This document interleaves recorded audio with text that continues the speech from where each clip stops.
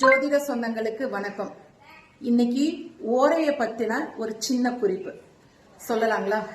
இப்போ தினந்தோறுமே அன்னன்னைய கிழமைகளுடைய ஓரை தான் சூரிய உதயத்திலிருந்து முதல்ல ஸ்டார்ட் ஆகும்.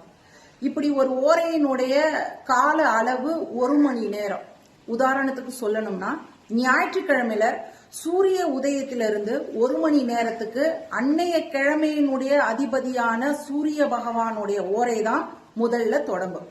அதுக்கப்புறம் திங்கக்கிழமை பார்த்தீங்கன்னா சந்திர ஓரை முதல்ல, செவ்வாய்க்கிழமை பார்த்தீங்கன்னா செவ்வாய் ஓரை முதல்ல, புதன்கிழமையில புதன் ஓரை, வியாழக்கிழமையில குரு ஓரைன்னு அடுத்தடுத்த நாட்கள்ல அன்னன்னைய சூரிய உதயத்திலிருந்து 1 மணி நேரத்துக்கு அந்த கிழமையினுடைய ஓரை தான் முதலாக இருக்கும்.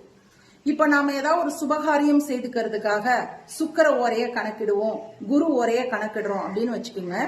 இப்போ வெள்ளிக்கிழமைக்கு காலையில 6 to 7 சுக்கிர ஓரை இந்த நல்ல காரியம் செய்யலாம்னு நம்ம ஏதாவது பிளான் பண்ணி வச்சிருக்கோம்னு வச்சுக்கோங்க. எல்லா நாள்லயுமே கரெக்டா 6 மணிக்கெல்லாம் சூரிய பகவான் உதயத்துக்கு வந்துடுவாருன்றத சொல்லவே முடியாது. அன்னன்னைய கிழமைகளுக்கு அன்னன்னைய நாள் படி என்றைக்கு எந்த நேரத்துல சூரியன் உதிக்கிறாரோ அதிலிருந்து தான் முதல் ஓரை ஸ்டார்ட் ஆகும். இப்போ சம்மர் டேஸ் காலையில 6 மணிக்கு தான் சூரியன் உதிக்கிறாருன்னு ஸ்டாண்டர்டா நம்மளால சொல்ல முடியாது இல்லைங்களா?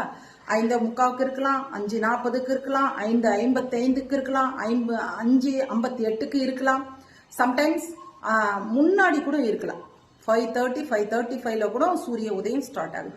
அப்போ அதுல இருந்து தான் முதல் ஓரை ஸ்டார்ட் ஆகும். நீங்க கரெக்டா 6 to 7 கணக்கு வச்சீங்க அப்படின்னா நாம கண்டிப்பா ஓரைய மிஸ் பண்ண வேண்டியது இருக்கும்.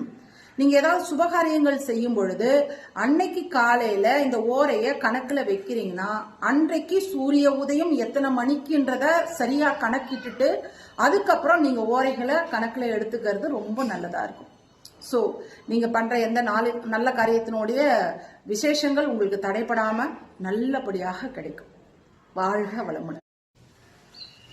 ஜோதிட சொந்தங்கள் அனைவருக்கும் வணக்கம். இன்னைக்கு நாம சுக்கிரஹோரையை பத்தி ஒரு சில விஷயங்கள் தெரிஞ்சுக்கலாம்.